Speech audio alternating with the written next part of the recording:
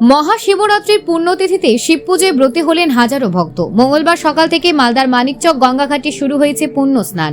গঙ্গাজলে ডুব দিয়ে শুদ্ধতার সঙ্গে ভক্তরা শিবলিঙ্গে জল ঢালার প্রস্তুতি নেন। শাস্ত্রমতে এই দিনে মহাদেবের আরাধনা করলে সকল ইচ্ছে পূরণ হয়। তাই মানিকচক সহ আশেপাশের এলাকা থেকে বহু ভক্ত এসেছেন পুজো দিতে।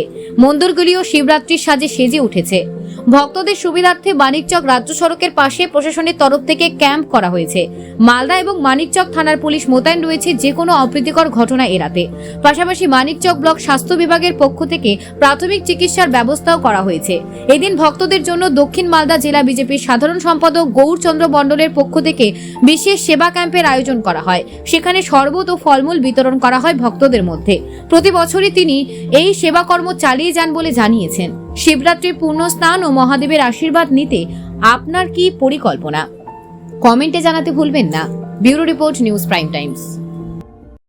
ধর্মের হিন্দুদের সবচেয়ে বড় পূজা বা উৎসব মহাশিবরাত্রি।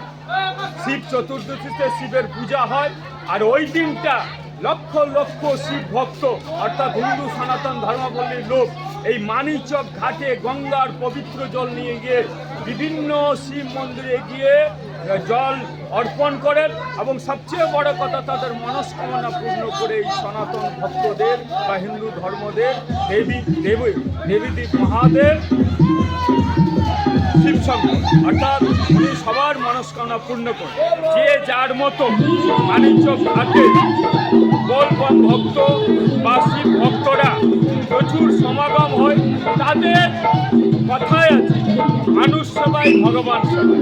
প্রতি বছরই এই বলবাম যাত্রীদের সেবা করে নিজেকে খুব আনন্দ উপভোগ হয়, নিজেকে সফল মনোভাব হয় এবং সর্বোপরি একজন সনাতন হিসাবে হিন্দু হিসাবে তাদেরকে প্রতি বছরই শরবত, তারপর ছোলা, গুড় এবং নানা সুবিধা তাদের যা হয় এই বলবাম যাত্রীদের বা শিব ভক্তদের যেন কোনো বিপদে না পড়ে সেদিক দিয়েও আমাদের যে টিম আছে ভারতীয় জনতা পার্টির, সেই টিমগুলো তাদের দেখাশোনা করে পাশাপাশি এই সেবা করে যায় তাদেরকে।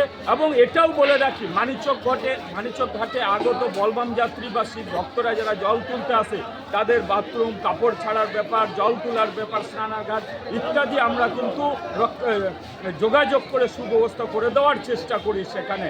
যদিও আপনারা সকলেই জানেন এই প্রশাসন হিন্দু ধর্মের বা সনাতন ধর্মের প্রতি উদাসীন, বিচারিতা করছে, সমান চোখে দেখে না। কিন্তু মানুষ বুঝতে পারে যে এই সনাতন ভক্তের যারা হিন্দু ধর্মাবলম্বী লোক, এই শিব ভক্তরা আজকে যেমনি হোক তাদের যে কোনো জায়গায় শিবের মাথায় জল অর্পণ করবেই। সেই রকম আপনারা দেখতেও পাচ্ছেন লক্ষাধিকে 2-3 লক্ষ লোক